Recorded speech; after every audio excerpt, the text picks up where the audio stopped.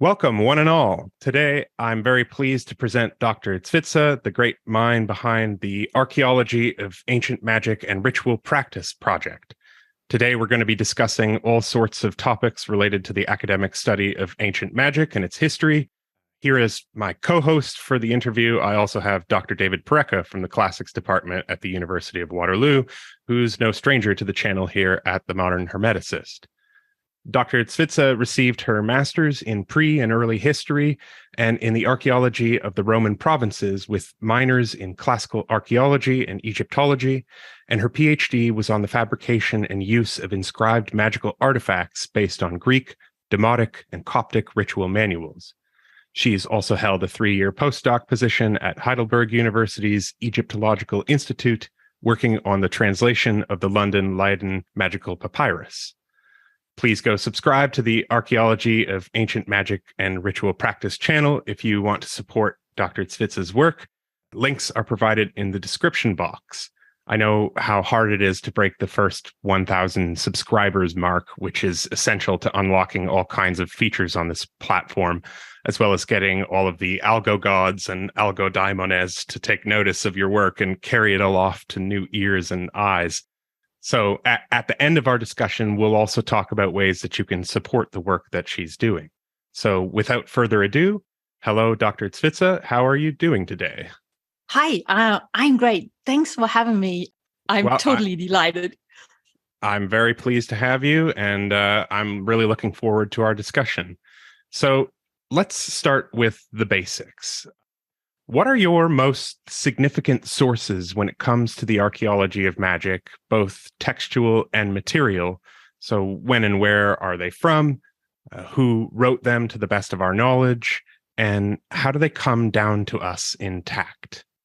Well, it's primary sources, and that's the artifacts from the archaeological record and the ritual manuals. When and where are they from? That's a great question. Basically, the manuals are all from Egypt. That's not because magic books or ancient manuals of ancient ritual practice were only written in Egypt, but because of the climate there. So the papyrus and parchments are preserved there. We simply don't have papyri. We have some burnt papyri from Italy, but basically the material didn't survive. So manuals, all the ritual manuals, the Greek and the Demotic and the Coptic ones are from Egypt. The artifacts, on the other hand, are basically from all over the Roman Empire. So we do have magical artifacts from outside the borders of the Roman Empire, but basically the largest extent of the Roman Empire is about 117 AD, and that's basically the borders of my research. Who wrote them? That's another excellent question, and it's under heavy debate. The question is, or the discussion is, were they written by priests or were they written by private people, or was it a combination of both? And this goes into the still ongoing discussion: what is magic? What is religion? People who see, like, when you say priests wrote it, it has, to some people, it has some more seriosity. It's more serious. Yeah. Why magic is the more, not so serious. I don't know how to say it in English. Is different. I think serious is okay. The sense. Okay, great. There's also like a more hieratic character to the priestly element than perhaps a magician who is taking personal clients. So there is this discussion: did priests write magical manuals, or was it private individuals? And then we come to the question: well, is it actually magic, all that's in there, or is there more religious stuff in there? And since we don't have clear criteria or clear definition of magic, which a larger group of scholars would follow, that's still an open point. So the question, who wrote them? It's basically, you can say, we've got some indications, and it's in some ritual manuals, like in the London Leiden Magical Papyrus, you have some indications, like an instruction starts with, I've got this divination from a physician from Oxyrhynchos. So basically, there you have the information that a physician needed or wrote down, created a divination, which is in itself really interesting because you wonder, why does a physician needs a divination? And did he use this divination to ask higher powers about the condition of the patient and the illness of the patient, something like that? But here it's a physician, so it's not a priest necessarily. But on the other hand, in Egypt, priest and physician could overlap. So there is no, we don't have an archaeological artifact or an inscription that says, well, all the priests wrote these manuals or so. I think it's a mixture. And the interesting thing here that plays into this question is also that in the early 4th century, the closing of the temple started, with Christianity rising, and the pagan temples were closed. And the question is, what happened to all the priests in there? And is it really all priests, or is it priests that became kind of private people offering private services because the people couldn't go to the pagan temples anymore? But there's this also. It's a bit long, right? My answers. No, that's exactly what we're here for. Okay. Our audience loves the long discussions. Okay, good to know. Yeah, as many details as you want. You don't need to simplify at all if you don't want to. Okay. So see this, if you look at the content of the ritual manuals, you do have the overall idea or the overall similarities. Like, it's all about everyday problems. And it's like love or sex, and it's about money. It's about being accepted, being successful, having a good reputation, knowing what will be the best decision. So this is an overall topic, but it is on the other side extremely individual, the way these goals are achieved. I mean, you call upon higher powers. So, and you have ritual actions. So you can kind of categorize that and say, well, that's similar in all of the ritual procedures. But the content itself, just take, for example, the names of the higher powers, the individual names of it. There's literally thousands. There is so many different combinations of actions and choices of materials. Like for the manufacturing of magical artifacts, I've got over 80 different materials. And you get, when we come to magic science, we have literally thousands of different types of magic science. So you do have, on one hand, like the larger concept that is identical, but you do have the expressions, the expression of these, of how to achieve a goal. They are highly individual. And I think this combination shows that it's not a canonical practice like you would expect from temples or from a temple, but it speaks for the personal, individual, for the opportunity and the thought, the belief that an individual person can create ritual practices, an individual ritual can, like cooking.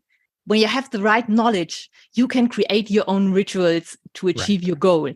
And this speaks for private people, for that, it's not all just priests who are, who work at a temple under strict rules, or strict rituals. You do the same thing, but you can individualize it. Right. So that's who wrote the manuals. So by and large, these are practical in character, and they're less concerned with things like celestial ascent, like something like the 8th reveals the 9th, one of the Nag Hammadi tractates. It's more about practical matters, is what you're saying. I think you have both. You do have this fascinating syncretistic approach. You can combine higher powers. You can combine invocations. You can combine hymns. But the combination is a highly individual.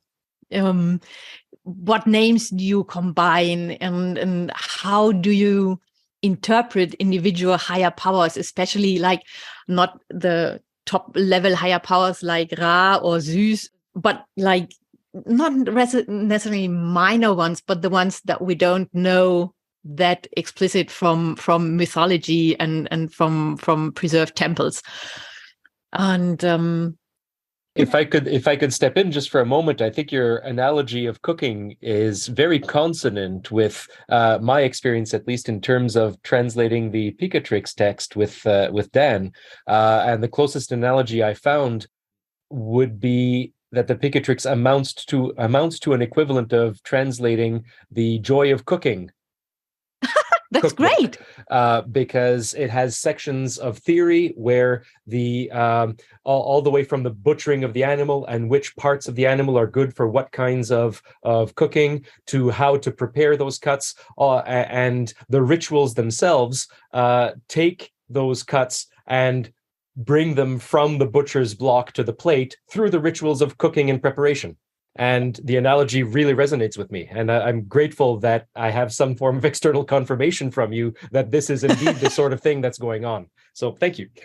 Yes, actually, it's in the ways these manuals are composed. You see that too, because you do have ritual descriptions that are really precise, like every step, like the direction, the house entrance has to look in the direction of the west, or it has to look in the direction of the east, up to you have to raise your hands then, and you have to sprinkle some sand or things like that. And on the other hand, you have rituals that's just one sentence. You write down the magic signs on this artifact, done. And it's the same purpose. And you think, why on earth would someone conduct a 10 days ritual or something like that if he has this 10-second ritual as well? But then you think, well, if you try to reconstruct these longer instructions, you realize there's basically in every corner something is missing. And it's actually like a professional cook writes down a recipe. He doesn't describe everything, but he goes into detail when it's maybe something newer. But basic things like mixture of herbs or something like that, he knows, so he doesn't write it down. And the more familiar you with something, the more often you cook something. I know that from my mom and from my grandmom, you just don't write it down anymore. And then really complex recipes can become really short, but they only make sense to the ones who wrote them down and who already know what the whole part of the outcome. Yeah, I love the analogy of cooking. I hope it doesn't offend someone. That makes it very difficult for people who are reconstructing it later and don't have all of the initiation into the subject. Yeah, but have you ever tried to cook the recipes of your grandmother? I mean, it doesn't make any sense to me. I think, okay, how much of that, how much of this, and how long do I have to make a thing? It's just missing. So if you ever try, and it's really, I learned a lot by doing this. If you try to reconstruct a ritual that's described in the PGM, that's preserved in the PGM, if you really want to do it step by step, basically there is not a single ritual description which doesn't leave you at one point or the other with a big question mark somewhere, thinking, wait, but previously it said I have to do this, or there it said I have to do this at this time, and then it's hardly ever chronologically, and a lot of stuff is missing. So yeah, it's a challenge. I'm wondering to what extent the elaborateness of the rituals that we do see is the result of trial and error of various rituals, that at some point it happens to work, and then that is the thing that gets written down rigorously, or as rigorously as we see them. You do have, I don't know, you do have in Greek as well, but basically very often in the Egyptian manuals, you do have comments like, this works very well, or you have like in the London Line Papyrus, I've got 3 divination rituals with a vessel following each other. And then after the 3rd one, the scribe says, well, this one is better than the first one. So, you get the impression that is practical work. And I believe that the ritual manuals are not like copies. The ones we have are not copies from a complete manual, but they are, how do you say it? They grow. You can see that people collected different rituals from different people. Either they exchanged them by letters, or they actually traveled from town to town, city to city, and talked to others there. And they actually compiled these manuals. They are not written in one piece. And you see that people judge them. You have in Egypt, in the Egyptian language, if something is good, you say 2 times. You say good 2 times, good, very 2 times, then it's really, really good. And you do have that a lot. So that you actually see that, or get the impression that people practiced and then commented. And I think it's in PGM 7, there's even, you have one shorter ritual is, do you say crossed out? Yep. Okay, it's crossed out, and right underneath it, it's written slightly differently. And you wonder what happened. Why is it like that? He did this, he wrote it down, and then he realized it doesn't really work well, and experimented, and then realized, okay, doing it this way works better. Or was taught by someone else, or that way. Yeah, it seems as though this repetition of good that you're describing may be at the root of how Hermes became thrice great. Yes, absolutely. Very much so. Yeah. That's Egyptian origin. So what inspired you to take an empirical approach to cataloging magic signs and characters? My brain. The first time I came about magic signs was like with curse tablets. It definitely was a coincidence. And I talked to my, how you say it, magister father. Supervisor, maybe? Yeah, supervisor. Exactly. And he knows that's Professor Jürgen Oldenstein. And he knew Tomlin. Tomlin is the one who edited most of the British curse tablets. And so I got in contact with Tomlin, and he told me about curse tablets and that there were curse tablets in Germany. And then I saw these curse tablets and all these magic signs. And my brain totally loves like huge sets of data that are unstructured, and was like, I collected some of the sources, and then I was told, well, there's no study and no one has ever compiled them. My brain just went nuts, totally happy, and like, okay, get all the data, you have to do a lot of research and diving into things. And that's when I got stuck with magic signs. I love to collect data and look for patterns, internal patterns, not cognitive biased patterns. Of course. Possible, but actually, that is interesting, because when you look at the theories about the origins of magic signs, there's a lot. There's like, they have an Arabic origin, they have origins in Jewish traditions, Egyptian origin, Greek origin. If you look at the people who wrote who published these theories of origins of magic signs, and then you look at their profession, you see that, the Egyptologist says, well, in Egyptian origin, the Arabist has an Arabic origin, the guy with the Hebrew studies has the Jewish origin, the classicist, you wonder like, well, maybe if people would just look beyond your horizon, you wouldn't fall that quickly for believing that the culture you study is the origin of something. Do you know what I mean?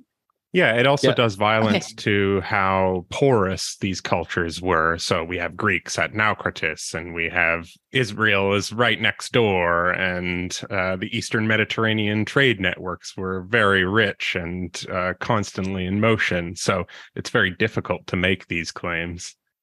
On one hand, yes. And I think most of the theories were published 100 years ago or even longer ago.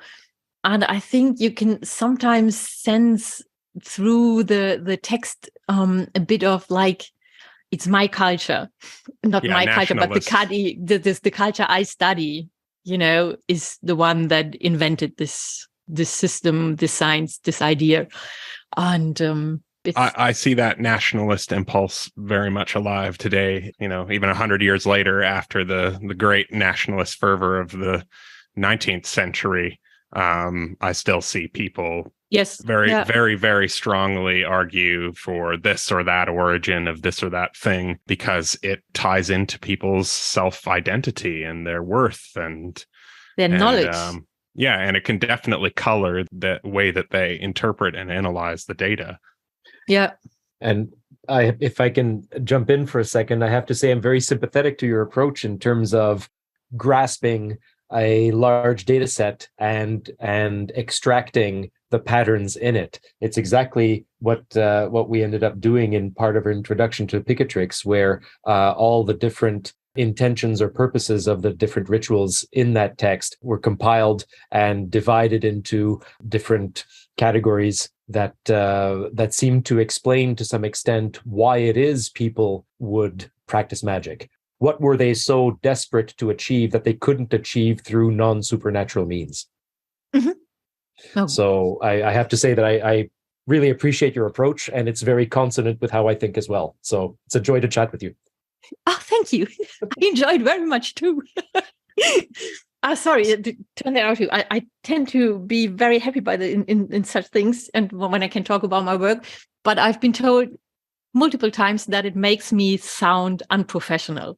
So oh no, I try to lower my voice and to answer more seriously. No. I think you'll have a sympathetic audience here. Okay, perfect. Oh, fantastic. So have you noticed any particular patterns in your data that, as you say, that come from the ground up as opposed to from the top down? Yes and no.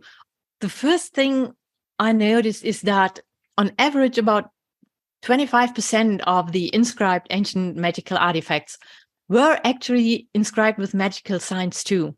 So it's not like, a fringe phenomenon. It's not like only a few people used magic signs. But it was like in about 25% of the ritual practice that used textual artifacts was implemented there. So it's not totally uncommon.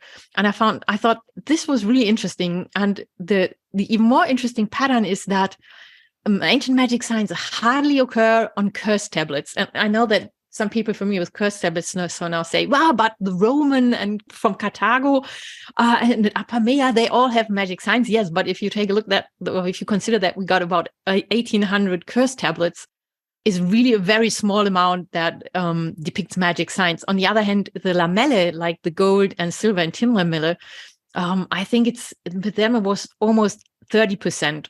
And I analyzed a bit over 1,000 magic gems, and we got there the about 25% as well. So it seems that even though in the ritual manuals you do have magic signs in all kinds of contexts, positive and harmful, the majority of the artifacts shows that, or the percentage of the artifacts depicting magic signs shows that they were largely or to a large extent used in positive contexts. I found that really interesting. And another pattern is that on gems, or basically on all inscribed artifacts, they mostly occur in combination with image and or text. So it's only a handful of artifacts we have that were only inscribed with magic signs and nothing else. So the pattern here shows that they were used a bit like the secret names.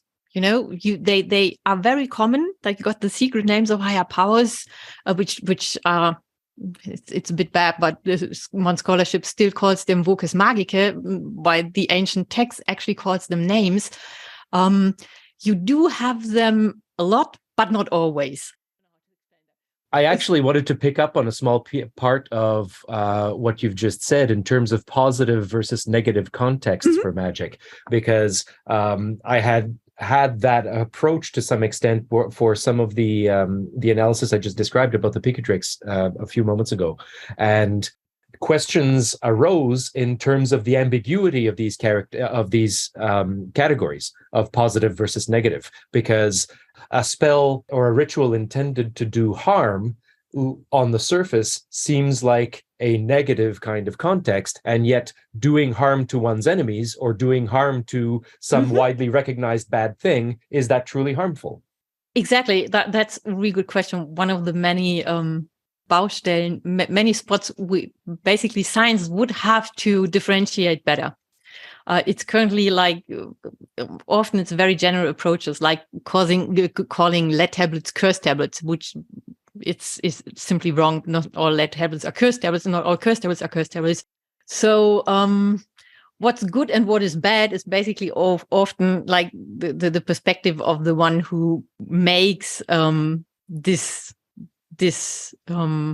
spell or this ritual, and it depends on what side you are. If you are the governor of some area, or if you have a lead position somewhere, and you think you do good with your decisions, there's likely always someone who does not agree with your decisions, and then it's the question who is good, who is bad. From a scientific point of view, I think we should differentiate that simply better. That you can say, okay, this is like when you curse in a horse race, you curse your opponent. It should clearly be made when you analyze these artifacts or these rituals. Who's the practitioner? Is the practitioner the same? A complex thing I try to put in a few words. Okay, so you do always have a practitioner and you do have a client, but practitioner and client can be identical. Can be the same person. If it's like if you make a protection amulet for the ritual you want to do, or if you're the one who wants to curse someone. So this should be differentiated if you do research. Is there a difference between the practitioner and the client, or is the practitioner working for himself? And then the question is, who's the target and what is the goal? So, and this doesn't get differentiated enough currently. By doing this, you could see, okay, this is a spell to actually, like a counter spell. This is a spell to protect yourself. It's often not targeted directly to someone, but it's cursing those who curse you or want to do you harm, or it's intended to break spells that are directed towards. It can have the same formulaic expressions, but the goal is different from you use these formulaic expressions to curse like the one who loves a woman you want to have, or you love, or if you want to get rid of an enemy. Currently, a lot of research is done based on formula on the analysis of the formula. Do you say formularies? Formulas or. Yes, the expressions, certain repetitive or certain expressions. I invoke you or I curse you. Formulae. We would say formulae using the Latin. Yes, okay. I would. You would, Formen. doctor. In German, it's just Formen, basically. So the use of these expressions that are analyzed, but they can be used in different contexts with different purposes, with different client and different goals. And this would need to be analyzed in more detail, but it still remains difficult because at some point you always have to decide, or the question is, do you have to decide what is good and what is bad, or what is right or what is wrong? There's a lot of open endings, unsolved questions in this research, and research in ancient magic isn't that old. It's the last decade or 15 years, last decade rather, where it kind of imploded.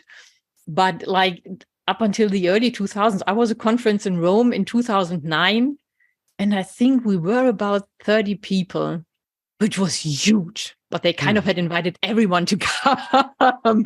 And usually all the conferences in the early 2000s and 2010s, it's like a handful of people, it's family.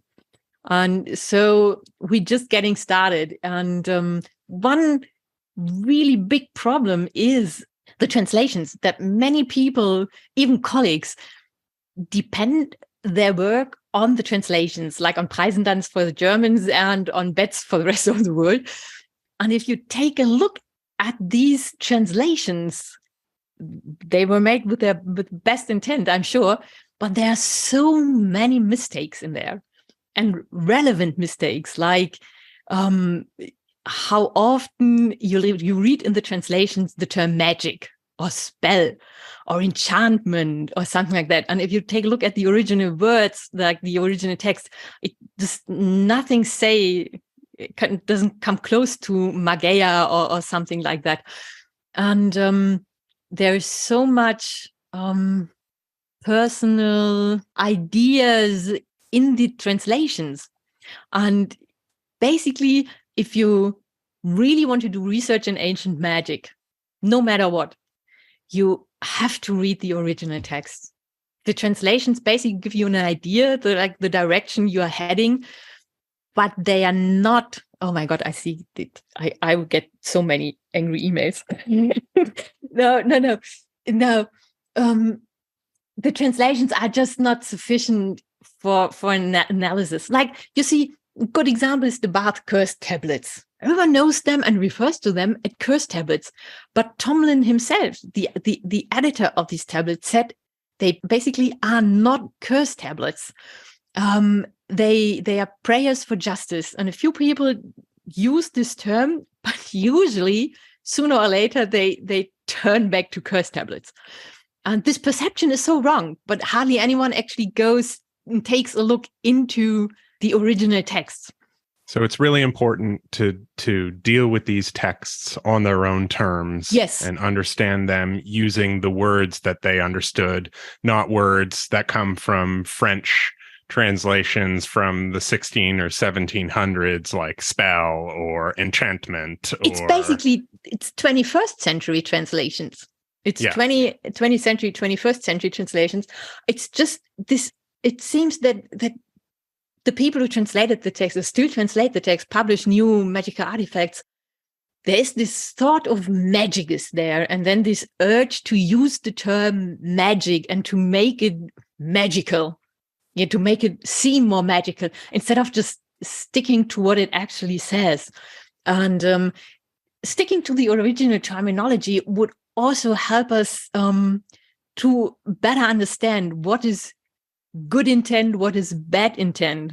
Maybe this is even better to look for this than to say what is good, what is bad. What is good intent, what is bad intent, what's exactly the terminology and the goal.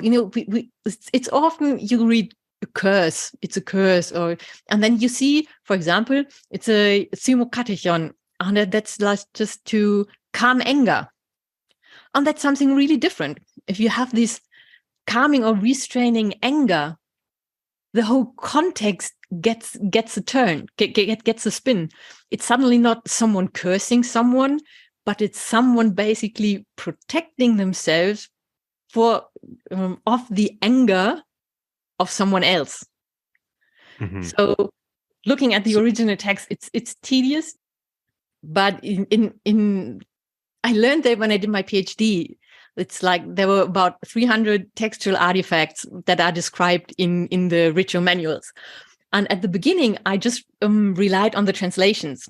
And when I looked at what actually had to be written, or written down, inscribed on the artifacts, it was like, wait, no, that's not what in there. Preisendanz, for example, he never writes down the secret names. He says Zauberwort, magic word like Vox Magica, makes a bracket, and that's it. Betz, or the people who contributed to the edition of Betz, they usually write down the names, but they use separators. Like, when they think of a name a name ends and another name begins, that looks like that often. But that's not like this in the original text. So you often don't really know when does a word or a name end and when does the next one start. And but also the words themselves. It was basically, I ended up saying, okay, well, I have to retranslate all of this stuff. And there's much more information actually in the original text. And I think I love translation, or I love the original text, reading original text, because you get an idea of how people express things. How did people express feelings or express an idea? The Redewendungen, the idioms they used, And when you stick to the original use of language, you learn much more than if you just put it into your language, into your own language, into your own words. Because if you put it, by the time you put it in your own words, you interweaved your own thoughts. You weaved your own thoughts, and sometimes even subconsciously, maybe, into your translation. I think that was not long enough.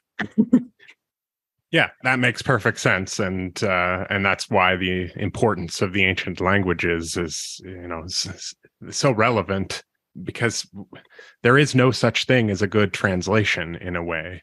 They have their uses for pointing directions, yes. But they always condense all of the puns, and there is subtext within every word. Exactly. And within every combination of word, and you really can't get to that subtext in translation, no matter what. And so in that way, translations can be useful to get people interested, but we always need to turn back to the original languages to see what the original intentions of the authors were. They always represent compromises. Yes. A translation is always a compromise. Summarized in a few words what I try to explain in the last minutes. Exactly. That's what I think is currently missing in research in ancient magic, that people really get into the original sources, don't base their research on translations, but, publish less, but therefore publish solidly. Yes. Yeah. Actually, I did remember what I wanted to say at the beginning about magic science. When I lost my thread, can I just say it? Yeah, absolutely. Okay. Because we were at the decoration, at the patterns and at the gems and artifacts, and that magic signs, that one of the pattern is that magic signs hardly occur by themselves, but mostly in combination with text or image or both. And I think this is a really interesting pattern, because why they occur on 25% of the artifacts, on one hand, they seem to be relevant, but their power and the way they are perceived is they are like in Roman warfare, auxiliaries. They support a ritual, but they hardly ever constitute a ritual. I think that's how one can say it. Yeah. Yeah, they're components. Yes. Portions. Yeah. Yes, component is a good word, and they are components that hardly ever are perceived powerful enough to use them as standalones. Yeah, because the whole is greater than the sum of its parts. Or rather that I wonder if they have a supportive function, like an enhancing function.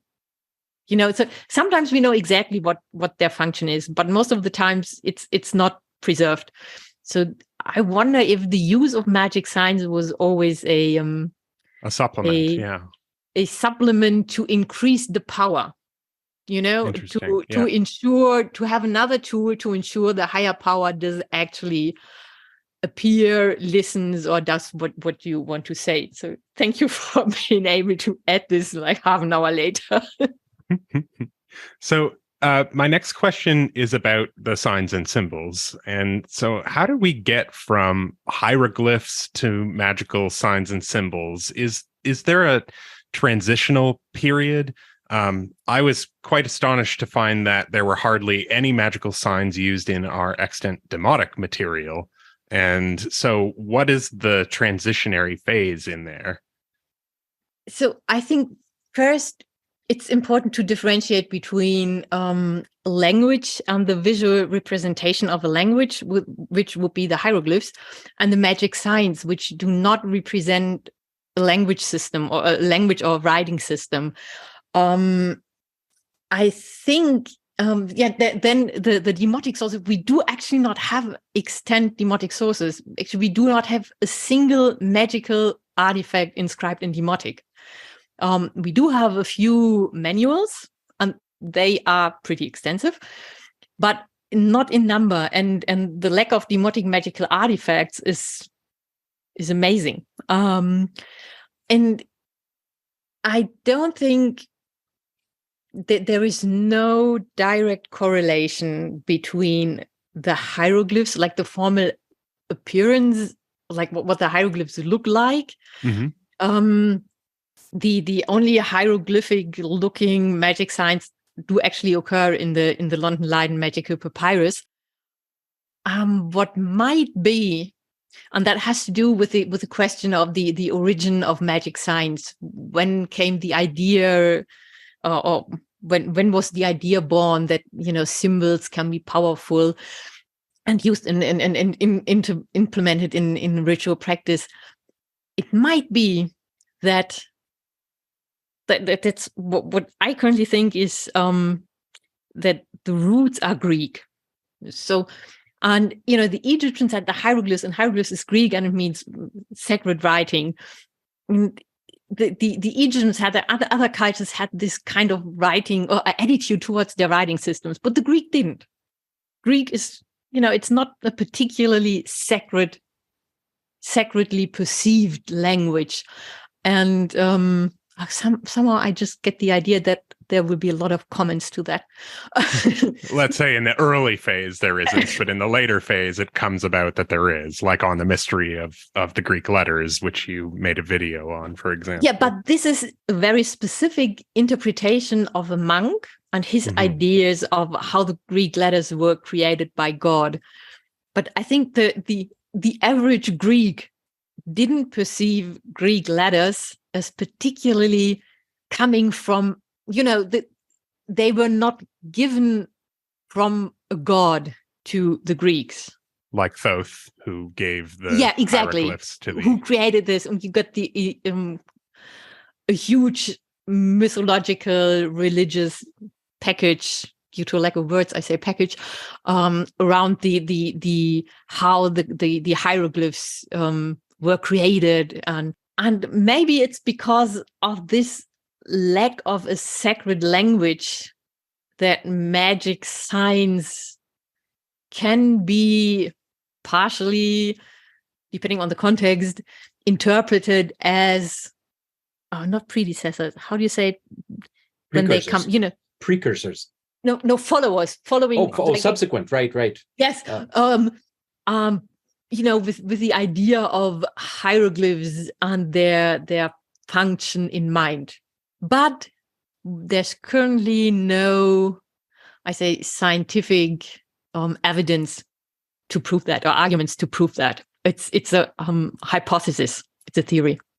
Right. And things might change with new discoveries of new texts, or if we had another Geniza found, or another Nag Hammadi or something like that. Yes, exactly. Or if we get a better overview of actually all the sources that are there, which is still work in progress.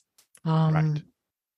Yeah. The interesting thing is that the Copts, which are Christian Egyptians, they used magic signs in the later sources specifically to write the names of higher powers. So they were a kind of sacred alphabet. You can say, well, there is a similarity to the Copts wrote or chose to write with the Greek letters for not having to use a pagan writing system, a non-Christian writing system. But the basic idea of writing with signs that are specifically signs that you can use to address higher powers. And this is probably or maybe why Copts thought it's not sufficient to write with Greek letters, but we need some additional letters or signs when we write down the names of higher powers. Right. So you wouldn't use the meat that was sacrificed to a god. So why would you use the system of letters that is used to give homage to a god? It's sort of that sort of approach, I think. With the hieroglyphs, yeah, but the idea, the basic idea that's behind the hieroglyphs, that the sacred glyphs, that this was missing, that the Copts thought that was missing in their ritual practice, and that's why they adopted the magic signs but changed their use to write the names of higher powers. Right. So, Dr. Porreca, you had a question about magic circles. Did you want to ask that? Yeah, sure.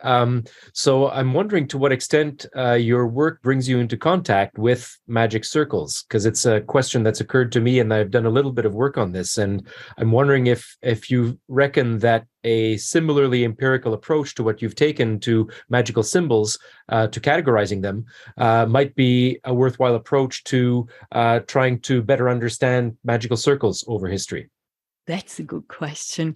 Actually, it's years ago that I read about a magic circle in London, and some sociologist or someone who lived with them for 9 months and studied them, and I was totally fascinated. But I actually never got in contact. I just simply didn't know how. And since I started Twitter in February, actual practitioners started to follow me, and this is the first time I ever have contact with people actually practicing magic, often based on the PGM, and sharing it publicly. And I think that this is just amazing. And currently my impression is there are so many individual input. I wouldn't even know if you could categorize.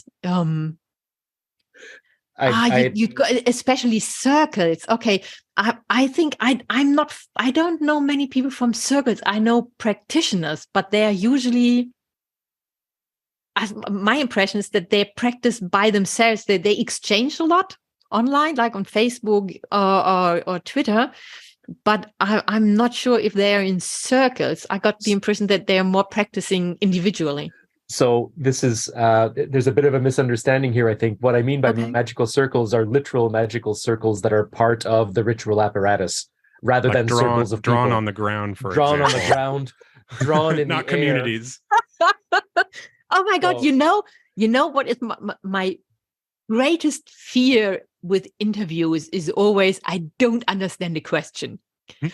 It's like, oh my God, what do I do if I don't understand the question? Not in terms of words, but I maybe totally misconception. So it's a very easy mistake to make. And in the one conference paper that I gave about this, I had I made a point of specifying initially that I'm talking about literal magical circles that are part of the ritual practice rather than circles of people. And sort of circles can manifest in many different ways in these rituals, as far as I understand them, in terms of either being drawn on the ground or drawn in the air, or actually being performed in terms of moving around in a circle. So I'm wondering, with all the contact you've had with a much greater volume of material than I have had the opportunity to work with, whether circles could be the specific focus of a dedicated study along those lines. Okay, there's two things. The first thing, before I forget, do you read German? Painfully. Barely, No, yeah. Okay, but you can use DeepL or some translations Yeah, or so. There is Christoph Theis. He wrote about magic, his PhD, and he wrote a lot about these circles. So this would be interesting, maybe because he has there's all the sources on one spot. Okay, wonderful. And I think he is into ancient, old Middle Kingdom Egypt too, but I'm not sure about that.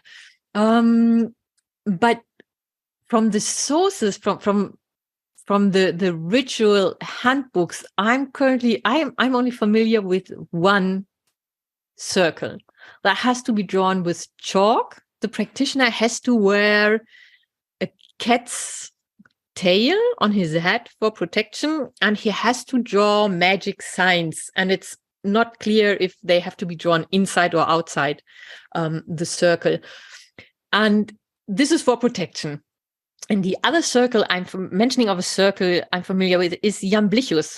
In 313, he about the mysteries of the Egyptians. He criticizes people standing in circles of magic signs and saying, just because you stand on circles of magic signs doesn't mean, and then practice an hour, doesn't mean actually higher powers do enter your world and get in contact with you.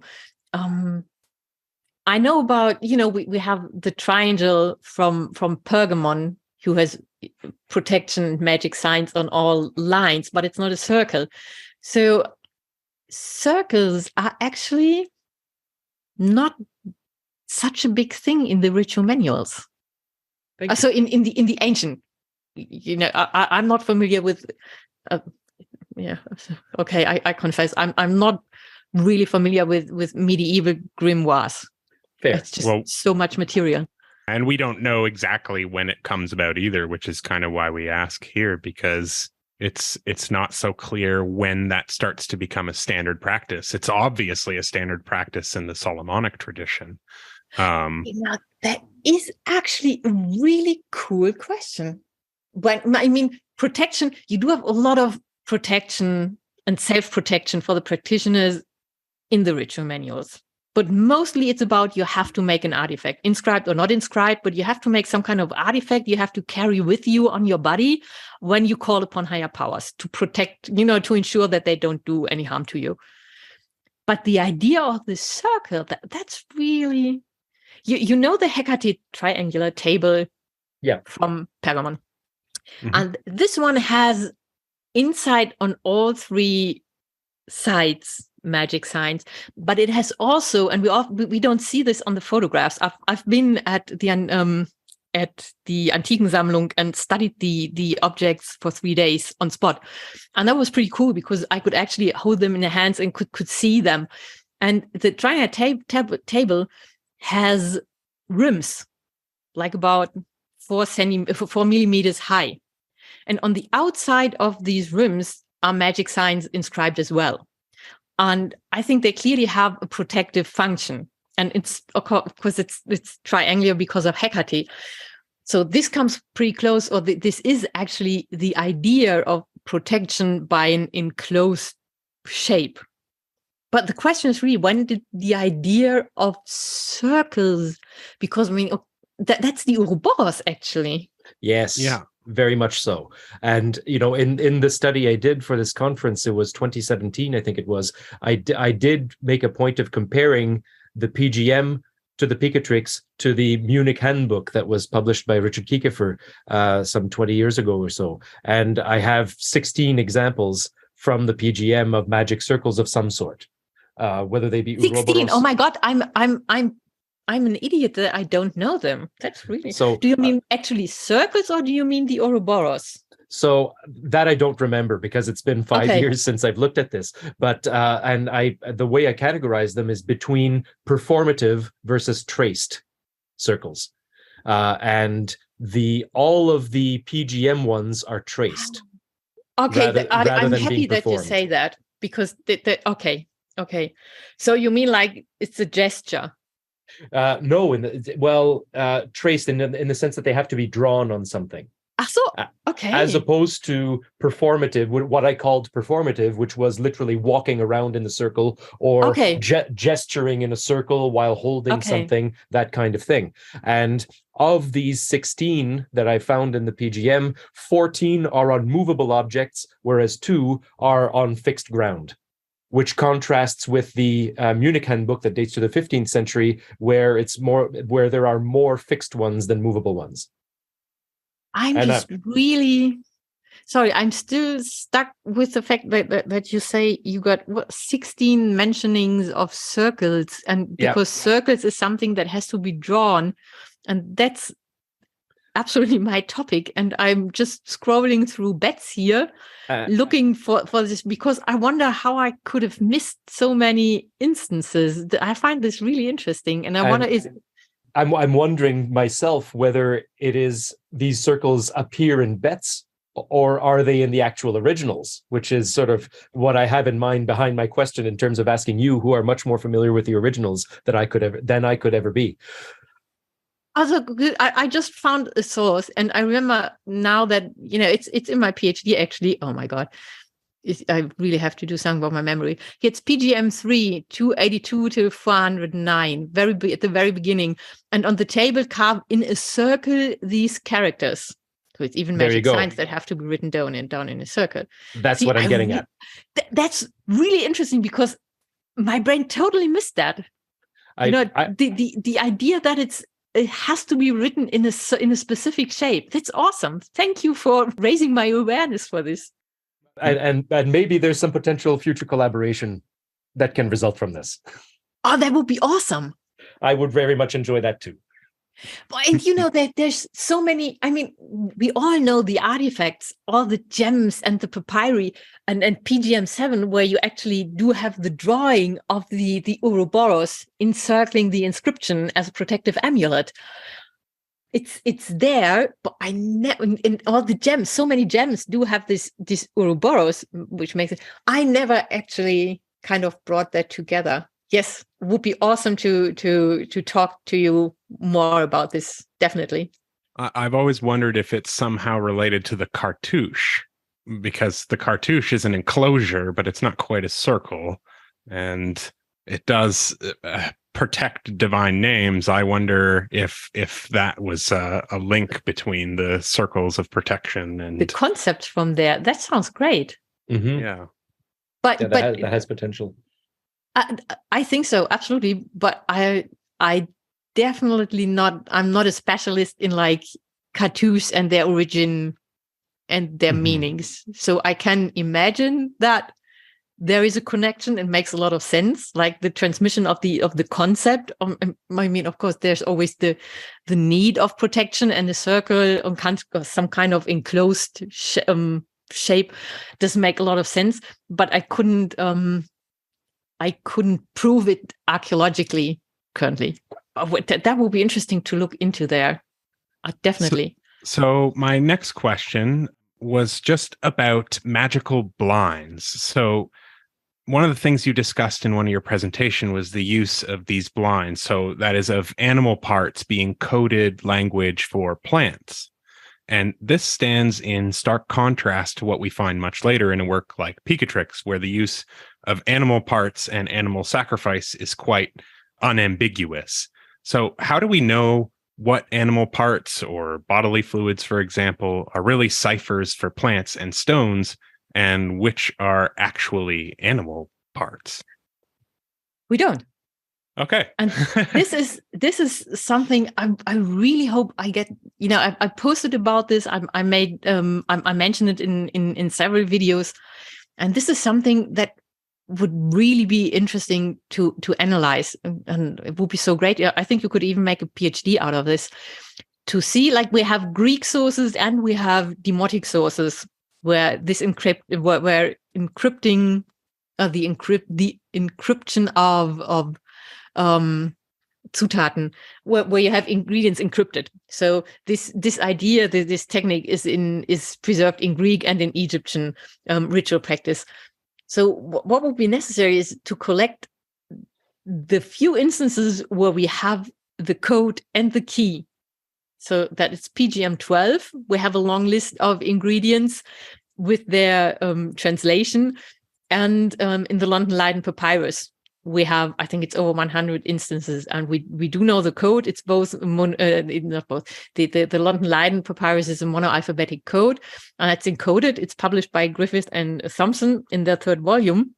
So it would be really great if someone could take the ingredients we have, like the plants and their counterparts, or the the animal parts and their code words in the Demotic papyrus, or papyri too, actually, and then check if these ingredients occur in later Greek and Egyptian ritual manuals or contexts.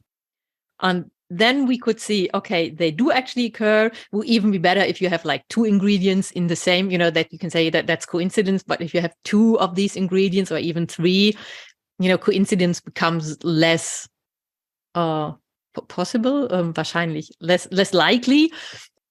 And then to see, okay, how many of these ingredients we know, at least from like the one Greek ritual manual and Pserocoptic demotic sources, how many of these ingredients do actually occur like in medieval grimoires?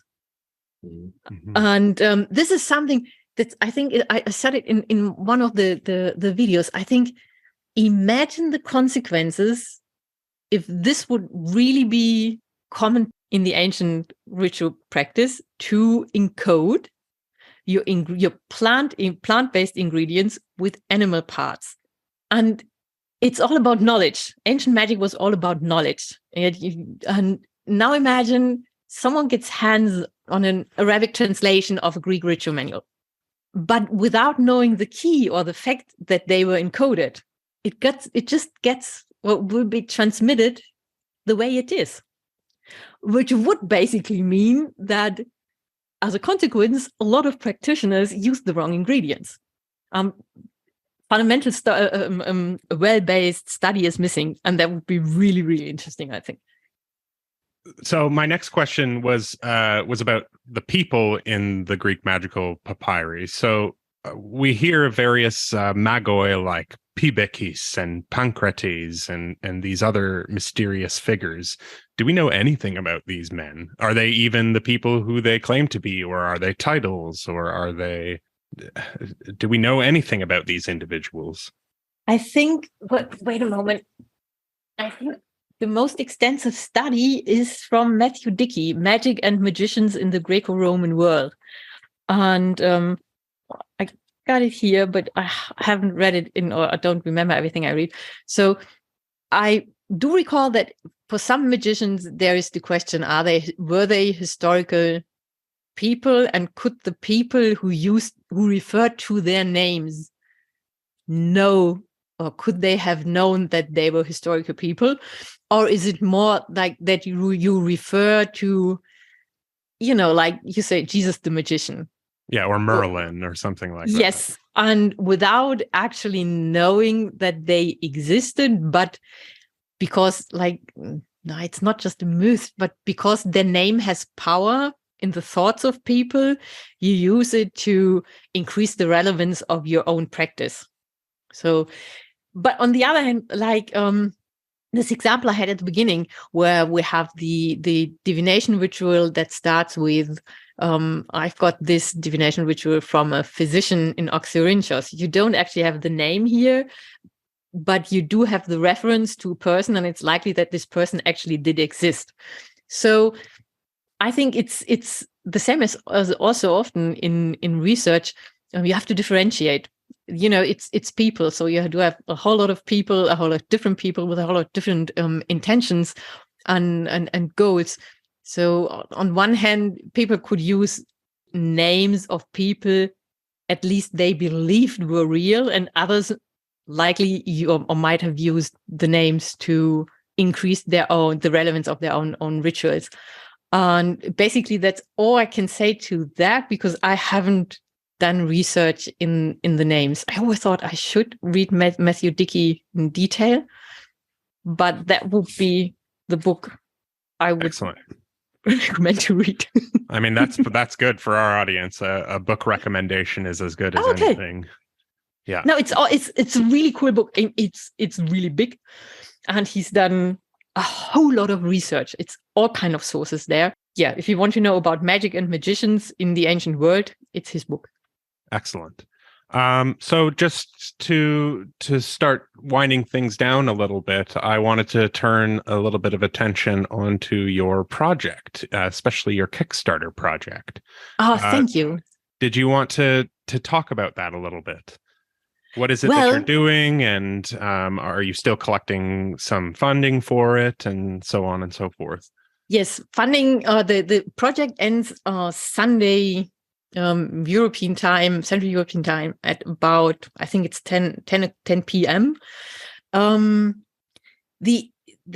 The goal of the funding, the main goal of the funding, is to make my work available in this open science context, available for free. So it's these two major books. Let's start differently. We got actually all this. I've been working on magic science for over 15 years.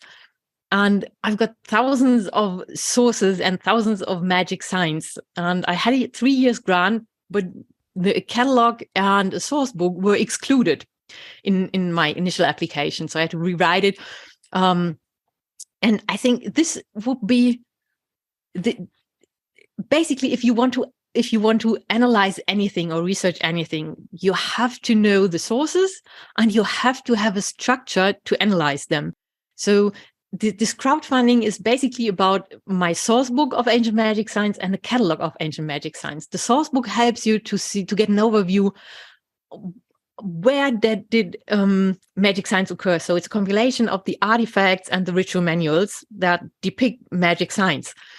And the catalog is based on a typology I've developed. And the goal is basically, if you have a magic sign, no matter is it a medieval grimoire, is it from today's practice, or is it from an ancient source, to enable people to look up this specific sign quickly and to get all the information that's at hand at one spot. So that you can see, does it occur only once, or does it occur, is it attested in antiquity? Do we have a context? Does it occur once, or does it occur multiple times? And what do we know about this sign?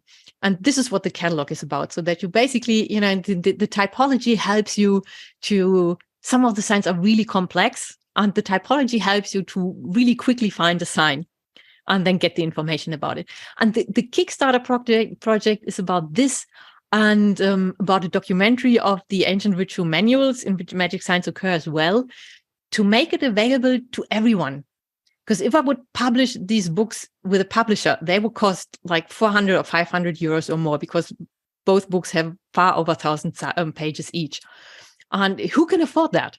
And today, publishers sell ebooks for the same price, sometimes even more expensive than the printed books. It's so crazy. And seriously, who can afford that? Even 100 euro? Who can afford books for that price?